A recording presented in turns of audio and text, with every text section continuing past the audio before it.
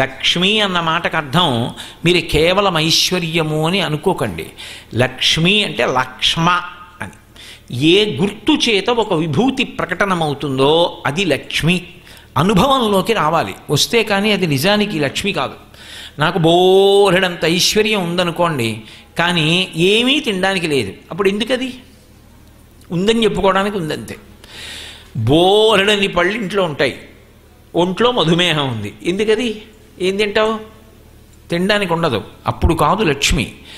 నువ్వు అనుభవించినప్పుడే లక్ష్మి. నీకు తృప్తిని కలిగించాలి. అది నీకు తృప్తిగా మారగలిగితే, అంటే బాహ్యమునందు పదార్థము అనుభవించడానికి యోగ్యత రెండూ కూడి ధర్మబద్ధమైతే లక్ష్మి, లక్ష్మ. అది గుర్తుగా ఉంటుంది, కీర్తిగా. కాబట్టి లాలిత సంపద లక్ష్మి వచ్చే. అటువంటి లలితమైనటువంటి సంపదలను ఇవ్వగలిగినటువంటి లక్ష్మి నాకు కుమార్తెగా వచ్చింది అంటే అభేదాన్ని పాటిస్తోంది. ఆమె కేవలము పార్వతి కాదు, ఆమెయే జగన్మాత. అందుకని గిర్దేవతేతి గరుడధ్వజ సుందరీతి శాకంభరీతి శశిశేఖరవల్లభేతి సృష్టిస్థితి ప్రళయకైలిష సంస్థితాయై తస్మై నమస్త్రిభువనైక గురోస్తరుణ్యై అని శంకర భగవత్పాదులు. వదనారవింద వక్షో వామాంకతటీ వశం వదీభూత పురుషత్రితయే త్రేధా పురంధ్రిరూపా త్వమేవ కామాక్షి అని మూకశంకరులు ఆర్యాశతకంలో. అమ్మా నువ్వు ఒక్కదానివే ఏం చేస్తూ ఉంటావంటే, ఒకరికి నాలుక మీద ఉంటావు, ఒకరికి వక్షస్థలంలో ఉంటావు, ఒకరికి ఎడమ భాగంలో ఉంటావు. ఉండి వాళ్ళు త్రిమూర్తులుగా ఈ లోకాల్ని చక్కబెట్టగలిగినటువంటి శక్తివి. అటువంటి తల్లి నీకు నమస్కారం అన్నారంటే ఆ ఒక్క శక్తి మూడు శక్తులుగా మారి ముగ్గురు మూర్తులను ఆవహిస్తోంది. కాబట్టి ఆ అభేదతత్వాన్ని దృష్టిలో పెట్టుకుని చేస్తున్నారు పద్యం. ఆ పార్వతి లక్ష్మి, ఆ పార్వతి సరస్వతి. కాబట్టి లాలిత సంపద లక్ష్మి వచ్చే, చాతుర్య గాంభీర్య జగతి కన్నియ వచ్చే, లాలిత సంపద లక్ష్మి వచ్చే, భూరి లోకైక విభూతి దారుని వచ్చే, మంగళపావన గంగ వచ్చే. అదేమిటి? గంగమ్మకి ముగురమ్మల పక్కకి స్థానం ఎలా వచ్చింది ఈ పద్యంలో? అలా ఎందుకంది ఆవిడ? గంగమ్మ వచ్చింది అన్నమాట ఎందుకు వచ్చింది అంటే, రామాయణం బాలకాండలో ఒక మాట ఉంది. గంగ హిమవంతుని యొక్క పెద్ద కూతురు, పార్వతీదేవి హిమవంతుని యొక్క చిన్న కూతురు. ఆయనకి 2 కుమార్తెలు, పెద్ద కుమార్తె గంగమ్మ. ఆ గంగమ్మని దేవతలు ప్రార్థన చేశారు, అమ్మా నువ్వు వచ్చి స్వర్గలోకంలో ప్రవహించు, దాని వలన దేవతా కార్యాలు నడుస్తాయని. ఆమె ఆకాశగంగయ్యి ఊర్ధ్వలోకంలో ప్రవహించింది. అందుకని మంగళపావన గంగ వచ్చి, లోకములను పావనం చెయ్యగలిగినటువంటి గంగ, పరమమంగళ స్వరూపిణి అయినటువంటి గంగ ఒక రూపు దాలిస్తే ఆమె కేవలము బాహ్యంలో నీటిగా చల్లగా ఉండడం కాదు, ఆమె మనసు కూడా అంత కారుణ్యంతో ఉంటుంది. అటువంటి గంగ పెద్ద కుమార్తె కనుక, ఏది పిల్లొచ్చిందా అందనుకోండి, మేనక పిల్లొచ్చిందా అంటే పెద్ద పిల్ల చిన్నపిల్ల కూడాను. అందుకని అక్క చెల్లి ఇద్దరూ అదే ప్రేమతో ఉంటారు. అందుకని ఆ గంగమ్మగా పెద్ద కుమార్తెగా ఉన్నది ఎవరో ఆమెయే ఈమె రెండో కుమార్తె. అందుకే మీరు ఒక చమత్కారం ఉంటుంది, విఘ్నేశ్వర నామాల్ని సుబ్రహ్మణ్య నామాల్ని చూస్తే ద్వైమాతురాయ నమః అని విఘ్నేశ్వరుడికో నామం. ఆయనకి 2 తల్లులు ఎక్కడున్నారు అసలు? పార్వతీదేవి యొక్క ఒంటి మట్టిలోంచి కదా వచ్చాడు ఆయన. అయినప్పుడు 2 తల్లులు ఎలా కుదురుతారు? సుబ్రహ్మణ్యుడికి కుదురుతారు. ఎందుకంటే ఆయన గంగలోంచి వచ్చి పార్వతీదేవి శరీరం శరవణతటాకంగా ఉంటే అందులో పడి అందులోంచి పైకి వచ్చాడు కాబట్టి ద్వైమాతురాయ నమః. 2 తల్లులు సుబ్రహ్మణ్యుడికి అన్వయం. మరి విఘ్నేశ్వరుడికి ఎలా అన్వయం? విఘ్నేశ్వరుడికి అన్వయం కుదరదుగా. కానీ విఘ్నేశ్వరుడికి ఎందుకు అన్వయం కుదిరింది అంటే, మా నాన్నగారు గంగమ్మని నెత్తి మీద పెట్టుకున్నారు, నెత్తి మీద పెట్టుకుని గౌరవించారు కాబట్టి ఆయన చేత గౌరవింపబడింది, ఆయన చేత ప్రేమగా చూడబడింది కాబట్టి నేను ఒక తల్లిలా భావన చేస్తానని నమస్కారం చేశాడు. ఆయన సంస్కారం అది. అందుకని ద్వైమాతురాయ నమః తప్ప నిజంగా 2 తల్లులని కాదు. అది విఘ్నేశ్వర సంస్కారాన్ని ప్రకటన చేస్తుంది.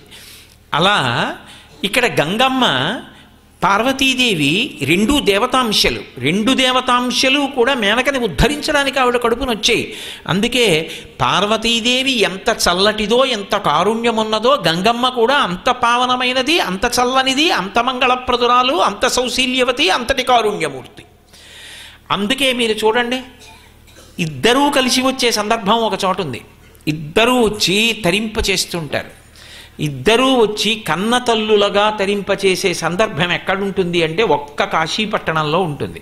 కానీ అలా తరించిన వాడికి చెప్పడానికి ఉండడు. అదొక్కటే తేడా. ఎందుకని అంటే కాశీపట్టణంలో ప్రాణోత్క్రమణం అయిపోతుంటే ఎలా ఉంటుందో కాశీఖండంలో వర్ణించాడు శ్రీనాథ మహాకవి. ఆఖరి ఊపిరికి వచ్చేసి ఇంక దగ్గర పడిపోయి మనసు ఇంద్రియముల యొక్క శక్తిని అంతటినీ మూట కట్టేసి వెళ్ళిపోవడానికి దారి వెతుక్కుంటుంటే కాశీపట్టణంలో ప్రాణం విడిచిపెట్టేసేవాడు ఎవరుంటాడో వాడు ఊపిరి అందక ఆయాసపడి ఒళ్ళు చెమట పట్టేస్తుంటేట అప్పుడు పాలిండ్లు కదలంగ పసిడిపయ్యద వీచు అచలాధిపుని కూర్మి ఆడుబిడ్డ ధూత్కారమునరించి తొండంబు ముక్కున శిఖరారావంబు జిలుకు డుంఠి. అలాగే ప్రథమోత్తముండు భృంగి భయరక్షణార్థంబు పాలాగ్రమున తీర్చు భసితరీగ. గంగమ్మ సాకార రూపమును పొంది వామహస్తమున నిమురు మంగళ గంగ. అటువంటి తల్లి వచ్చి నిలబడుతుంది. అప్పుడు దక్షిణ శృతి మీదుగా ధాత్రి త్రిళ్ళి పెద్ద నిద్రకు మాగన్ను పెట్టువేళ పంచజనులకు తారక బ్రహ్మ విద్య అభబుడుపదీశమునరించునప్పుడు కాశీ. కాశీపట్టణంలో ఆఖరి ఊపిరికి దగ్గరికి వచ్చేస్తున్నాడు అన్నప్పుడు ఇంక స్పృహ లేకుండా పడిపోతే మొట్టమొదట ఎవరొస్తారంటే పార్వతీదేవి వస్తుంది దగ్గరికి. వచ్చి వాడు కుడి చెవి కిందకి పెట్టి ఎడమ చెవి పైకి పెట్టి ఇలా పడుకున్నాడు అనుకోండి, వాడి తల తిప్పుతుందిట. తిప్పి కుడి చెవి పైకి ఉండేటట్టుగా చేసి రామకృష్ణ పరమహంస ధ్యానంలో చూశారు. అక్కడ ఏ ప్రాణి చచ్చిపోయినా కుడి చెవి పైకి వస్తుంది. అందుకే కుడి చెవి పైకి పెట్టి అమ్మవారు తన తొడ మీద పడుకోబెట్టుకుంటుంది. పడుకోబెట్టుకొని కాశీ మా ఆయనకి ప్రీతిపాత్రమైన పట్టణం, ఇక్కడ వెళ్ళిపోతున్న వాడికి విసినికర్రతో విసరణని పాలిండ్లు కదలంగ పసిడిపయ్యద వీచు అచలాధిపుని కూర్మి ఆడుబిడ్డ. అచలాధిపుని కూర్మి ఆడుబిడ్డ అంటే హిమవంతుని కూతురు పార్వతీదేవి తన పవిట కొంగుతో విసురుతుంది వాడికి, ఆ వెళ్ళిపోతున్నవాడికి. అచలాధిపుని కూర్మి ఆడుబిడ్డ ప్రత్యక్షమై వచ్చి భాగీరథీ గంగ మృదుల హస్తము సాచి వీపునిమురు.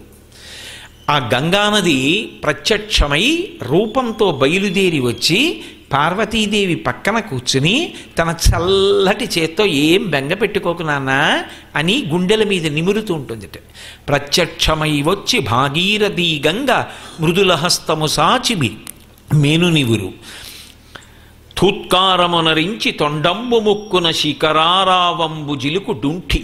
డుంఠి విఘ్నేశ్వరుడు వచ్చి అయ్యో ఊపిరంతా కొట్టుకుంటున్నావా అని తొండం ముక్కు దగ్గర పెట్టి తుస్సని ఆ గాలి ఊత్తట పీల్చరా అని. ప్రథమోత్తముండు భృంగి భయరక్షణార్థంబు పాలాగ్రమున తీర్చు భసితరేఖ. భృంగి బయలుదేరి వచ్చి 3 కాళ్లతో ఉంటాడు భృంగి. భృంగి వచ్చి విభూతి బొటన వేలుతో పెడతాట లలాటమునందు. భయరక్షణార్థంబు పాలాగ్రమున తీర్చు భసితరేఖ. దక్షిణ శృతి మీదుగా ధాత్రి త్రెళ్ళి పెద్ద నిద్రకు మాగన్ను పెట్టువేళ. అబ్బా ఎంత పెద్ద మాట అన్నాడు శ్రీనాథుడు. ఆ పద్యం గుర్తొచ్చినప్పుడల్లా నాకు ఎంత ఆనందంగా ఉంటుందో, ఎలా అన్నాడు రా ఈ మాట అనిపిస్తుంది.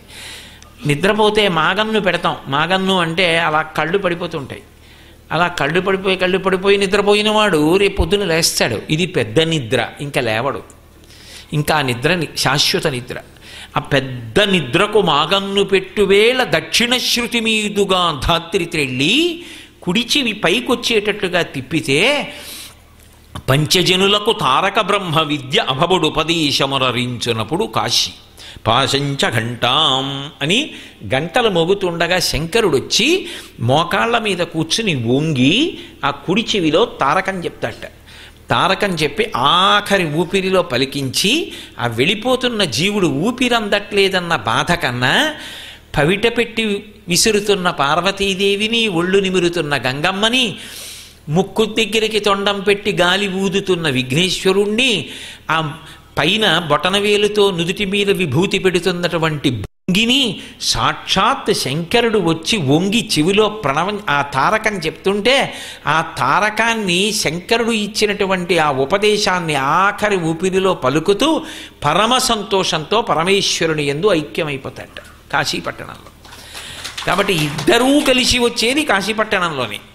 కాబట్టి ఆ తల్లి వచ్చినప్పుడు భూరి లోకైక విభూతిదారుడి వచ్చే మంగళపావన గంగ వచ్చే, తరిగొప్ప దేవాది దేవవల్లభ వచ్చే, మానితంబగు మహామాయ వచ్చే.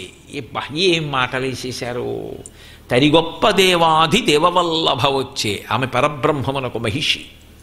అటువంటి తల్లి మహామాయా విశ్వంభ్రమయసి పరబ్రహ్మ మహిషి, మహామాయాస్వరూపిణి అయి లోకాలనన్నిటినీ తిప్పుతూ ఉంటుంది. అలా తిప్పుతున్న తల్లి ఒక రూపాన్ని పొంది నా కడుపున పుట్టి ఆడుకుంటోంది. ఏమి భాగ్యం నా ఇంట్లో! నిజంగా ఈ పద్యం కడుపుతో ఉన్న వాళ్ళు నేర్చుకోవాలి. నేర్చుకుని ఇంట ఆడపిల్ల పుట్టినప్పుడు ఈ పద్యాలు చదువుకోవాలి కదా. కాబట్టి అసలు నిజానికి నన్ను అడిగితే కడుపుతో ఉన్నప్పుడు నేర్చుకుని పద్యాలు ఒకటికి మాటలు చదువుకుని సంతోషిస్తుంటే మహాతేజోవంతమైన సంతానం కలుగుతుంది. కాబట్టి అటువంటి తల్లి బాలవచ్చెను ప్రౌఢైక బాలవచ్చే, తల్లి వచ్చెను నన్నేల తల్లి వచ్చే, అబల కరుణించి ఏ తెంచె ననుచు దిగుచి కౌగిలించెను మేనక గౌరి చూచి. ఆ గౌరిని చూచి నారదుడు చెప్పాడు, ఈమె పుట్టినప్పుడు కాళీ అన్న పేరుతో ఉంటుంది కానీ గౌరీ అన్న పేరుతో విఖ్యాతి చెందుతుంది అన్నాడు. అందుకని అదిగో ఆ గౌరీ, ఆ తల్లి, ఆ అబల నా ఇంట పుట్టింది, నేనెంత అదృష్టవంతురాల్ని అనుకుని ఆనందం పట్టలేక పద్యం పూర్తి చేయడంలో ఉన్నటువంటి గొప్పతనం అది. ఇంతకు ముందు కనపడంది అయితే ఆర్తి పొంగిపోయింది అనుకోండి, భగవంతుడి చూడాలి ఏ గుడికో వెళ్ళి చూస్తూ అలా సంతోషంతో నిలబడిపోతాం. ఎదురుగుండా ఉన్న పిల్ల అంతా ఇలా అనిపించేసి ప్రేమ పొంగిపోతే ఒక్కసారి తల్లి గట్టిగా కౌగిలించేసుకుని ముద్దులు పెట్టేసుకుంటుంది కదా. అందుకని తల్లి వచ్చెను నన్నేల తల్లి వచ్చే, బాల వచ్చెను ప్రౌఢైక బాల వచ్చే, అబల కరుణించి ఏ తెంచె ననుచు దిగుచి కౌగిలించెను మేనక గౌరి చూచి. ఏం పూర్తి చేశారు పద్యాన్ని! కౌగిలించేసుకుని గట్టిగా పిల్లని ముద్దులు పెట్టేసుకుని మురిసిపోయిందట మేనకాదేవి. ఏమి సౌభాగ్యం, ఏమి అదృష్టం ఆ మేనకాదేవిది నిజంగా. మరి శంకరాచార్యులు వారు వేశారు పాదం అంటే శ్లోకంలో వీరు. కాబట్టి అంత గొప్ప పద్యరచన చేశాడు మహానుభావుడు. ఆ పద్యాలలో శాశ్వతంగా శబ్దస్వరూపంలో శాశ్వతుడై ఉండిపోయారు పోతన గారు. నేను ఈ చదువుతున్న పద్యాలు వీరభద్ర విజయంలోవి. కాబట్టి ఆ తల్లి గురించి చెప్తూ అంత అందంగా చెప్తారు. కమనీయ మోహన కారభారతి వచ్చే, దయతోడనను గన్న తల్లి వచ్చే, చాతుర్య గాంభీర్య జగతి కన్నియ వచ్చే, లాలిత సంపద లక్ష్మి వచ్చే, చాతుర్య గాంభీర్య జగతి కన్నియ వచ్చే, లాలిత సంపద లక్ష్మి వచ్చే, భూరి లోకైక విభూతి దారుణి వచ్చే, మంగళపావన గంగ వచ్చే, తరిగొప్ప దేవాది దేవవల్లభ వచ్చే, మానితంబగు మహామాయ వచ్చే, తల్లి వచ్చెను నన్నేల తల్లి వచ్చే, బాలవచ్చెను ప్రౌఢైక బాలవచ్చే, అబల కరుణించి ఏ తెంచెననుచు దిగుచి కౌగిలించెను మేనక గౌరి చూచి అని ఆ మేనకాదేవి పొంగిపోతోంది. నరదేవాసుర పూజితాంఘ్రియుగళా నారాయణీ శాంకరి కరుణాపూరిత మానసా త్రినయనీ కళ్యాణయుక్త నిశాచర దర్పోన్నత సంహరీ సదమలా చండార్చిని యోగిని తరుణీ ఆగమవందిత భగవతీ తల్లి జగన్మోహిని అని హిమవంతుడు పొంగిపోయాడు. ఆయనకి జ్ఞాపకం రాదు మరి ఒక్కొక్కసారి చూసినప్పుడు జగదంబ సాక్షాత్తు ఆ పరదేవత నా కడుపున పుట్టి ఇంట్లో ఆడుకుంటోంది. ఎంత పొంగిపోయాడో అమ్మా, ఎంత అదృష్టవంతుడమ్మా!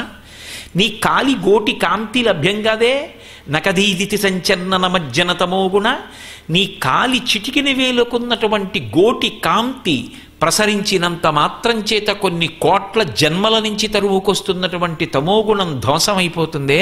అటువంటి తల్లి వినా ఇంట ఏమీ తెలియని బాలగా ఆడుకుంటున్నావా పట్టుపావడా కట్టుకుని అని నరదేవాసుర పూజితాంఘ్రియుగళా నారాయణీ శాంకరి. ఏమి మాటలు వేశారు! నరదేవ అసుర పూజితాంఘ్రియుగళా, అది అమ్మవారి యొక్క తత్వం. ఆ తల్లి అందరు బిడ్డలకి తల్లి. ఆ బ్రహ్మకీట జనని అంటాడు వ్యాసుడు. ఆమె బ్రహ్మ మొదలు చిన్న కీటకం వరకు ఆమెయే తల్లి. ఆమెకు బిడ్డలు కాని వారు ఎవరు లేరు. అందుకే దృశాద్రాఘీయస్యాదరదలిత నీలోత్పల రుచా దవీయంసం దీనం స్నపయ కృపయా మమపి శివే అనీనాయం ధన్యో భవతి నచతే హానిరియత వనేవా హర్మ్యేవా సమకర నిపాతో హిమకర అంటారు శంకర భగవత్పాదులు. దృశాద్రాఘీయస్యాదరదలిత నీలోత్పల రుచ, ఈ బ్రహ్మాండములు ఎంతవరకు ఉన్నాయో అంతకన్నా ఎక్కువ దూరం చూసుకుంటూ ఉంటుంది ఆవిడ. ఎందుకని నా బిడ్డలందరూ ఎలా ఉన్నారని అంత దూరం ఇలా కూర్చుని ఇలా ఇలా కళ్ళు తిప్పుకుంటూ చూసుకుంటూ ఉంటుంది. దాని మీద 100 శ్లోకాలు చేశారు. కటాక్ష శతకము అని ఆ కనుగుడ్డి ఇక్కడికొచ్చి రావడం మీద మూకశంకర్లు 100 శ్లోకాలు గుక్క తిప్పుకోకుండా చెప్తే అదే కటాక్ష శతకం అయింది. కాబట్టి ఆ తల్లి దృశాద్రాఘీయస్యాదరదలిత నీలోత్పల రుచ, అందరూ నీ బిడ్డలే కదమ్మా. ఎవరు బిడ్డలు? నర దేవ అసుర. దేవతలు ఆమె బిడ్డలే, నరులు ఆమె బిడ్డలే, రాక్షసులు ఆమె బిడ్డలే. నాకు 4 కొడుకులు ఉన్నారనుకోండి, 3 ఐఏఎస్ ఐపీఎస్ ఐఎఫ్ఎస్ చదివి ఒకడు జేబు దొంగ అనుకోండి, నా షష్ఠి పూర్తికి వాడిని పిలవాలి. వాడు వస్తాడు, అది వాడి హక్కు. నాన్నగారి షష్ఠి పూర్తని వాడు జేబు దొంగ, వాడు జేబు దొంగ అయ్యాడని నా కొడుకు కాకుండా పోతాడా? కాకపోతే వాడి సంస్కారం మారాలి, వాడు మంచివాడు కావాలి అని నేను పరితపిస్తానంతే, భగవంతుణ్ణి ప్రార్థిస్తాను. అలా భగవంతుడు లోకములకన్నిటికీ తండ్రి అయినప్పుడు కొంతమంది ఆయనకి బిడ్డలు కాకుండా ఎలా పోతారు అసలు? అందుకే ప్రమదగణముల దగ్గర నుంచి భూత ప్రేత పిశాచ గణములన్నీ కూడా ఆయననే అనుగమించి వెడుతుంటాయి. వెళ్ళడానికి కారణం ఆయనే తండ్రి ఈ సమస్త సృష్టికి. వాగర్ధ వివ సంపృక్తవు వాగర్ధ ప్రతిపత్తయే జగత పితరవ్ వందే పార్వతీ పరమేశ్వరవు అన్నాడు కాళిదాస మహాకవి. సమస్త లోకములకు వాళ్ళిద్దరూ తల్లిదండ్రులైతే ఇందులో చీమకి ఆయన తండ్రి కాడండి, ప్రేతానికి ఆయన తండ్రి కాడండి, పిశాచానికి ఆయన తండ్రి కాడండి, ప్రమదగణాలకు ఆయన తండ్రి కాదండి అంటే మరెవరు? ఆయనే తండ్రి. అందుకే అందరూ ఆయన్ని పూజ చేస్తారు, అందరూ ఆవిడ్ని పూజ చేస్తారు. ఈ పూజ చేయడంలో భక్తి ప్రధానంగా తీసుకుంటాడు తప్ప ఆ తండ్రితనం ఉన్నవాడు కాబట్టే అధికారాన్ని నిర్ణయం చేసి తీసుకునేటప్పుడు ఒకే సమర్థతని గీటురాయిగా పెట్టడు. అందుకే ఒక్కొక్కడికి ఒక్కొక్క సమర్థత ఉంటుంది. అందుకే చూడండి, అందరికన్నా చనువు ఎవరు? ఇంకా నాన్నగారి దగ్గర కూడా కొంచెం భయం ఉంటుంది. అమ్మో నాన్నగారికి కోపం వస్తుందేమో అన్న భయం ఉంటుంది. తండ్రితనంలోనే ఆ గాంభీర్యం ఉంటుంది. కానీ తల్లితనంలో స్వాతంత్ర్య బుద్ధి ఉంటుంది. అమ్మకి కోపం వచ్చినా అది తాటాకమంట, అమ్మ దగ్గరికి చాలా చనువుగా వెళ్తారు. అలా వెళ్ళకపోతే అమ్మే కాదు. కాబట్టి ఆవిడికి అన్ని పేర్లు అందుకు వచ్చాయి. పెద్దింటమ్మ, పేరంటాలమ్మ, తలుపులమ్మ, మరిడమ్మ, నూకాలమ్మ, ఇన్ని పేర్లు ఎందుకు వచ్చాయి? ఎక్కడ చూడండి ఏమీ చేతకానివాడు ఆవిడ పూజే చేస్తాడు. తలుపులమ్మ, నాకు ఐశ్వర్యం కావాలంటే ఆవిడ తలుపు తీస్తే వస్తుంది, యోగకారిణి ఆమె. పెద్దింటమ్మ, ఓ ఊరు మొదలెట్టినప్పుడు మొట్టమొదట ఇల్లు కట్టుకుంటున్నవాడు ఊరి పొలిమేరలో ఓ రాయి పెట్టి పసుపు రాసి 3 గీతలెట్టో బొట్టెడతాడు. అమ్మ ఉంది ఇక్కడ, నేను బిడ్డను ఉన్నాను, అమ్మ ఉంది, నాకేం భయం అంటాడు. కాబట్టి పెద్దింటమ్మ. ఆ తర్వాత ఆ ఊరు పెరిగింది, కానీ ఆవిడ అలాగే ఉంది, ఆవిడ సంతానమే ఇదంతా. కాబట్టి పెద్దింటమ్మ. ఊళ్ళో ఏదైనా పేరంటం చేశారనుకోండి, ముందు ఆవిడికి వెళ్ళి వాయినం ఇస్తారు. పేరంటాలమ్మ, ఆవిడ నిత్య సువాసిని. ఆవిడ సువాసినిత్వానికి భంగం ఉండదు, పెద్దదైపోయిందని. ఎందుకంటే ఆవిడ యొక్క చెవులకు తాటంకములు సూర్యచంద్రుడు కాబట్టి ఆవిడ భర్తకి ఎప్పుడూ కాలంలో లోపం రాదు. సుధాప్యాస్వాద్య ప్రతిభయజరా మృత్యుహరిణీం విపద్యంతే విశ్వే విధిశతమఖముఖాద్యాది విశద కరాళం యక్ష్వేళం కబళతవ తక్కాల కలనాన శంభోస్తన్మూలం తవ జనని తాటంక మహిమ అంటారు శంకర భగవత్పాదులు. ఆమె యొక్క తాటంకముల మహిమ పరమశివుని యొక్క ఆయుర్దాయానికి లోటు రాదు. కాబట్టి నిత్య సువాసిని. ఉమాకాంతాయ కాంతాయ కామితార్థ ప్రదాయిని శ్రీగిరీశాయ దేవాయ మలినాథాయ మంగళం. సర్వం శ్రీ ఉమామహేశ్వర పరబ్రహ్మార్పణమస్తు. స్వస్తి.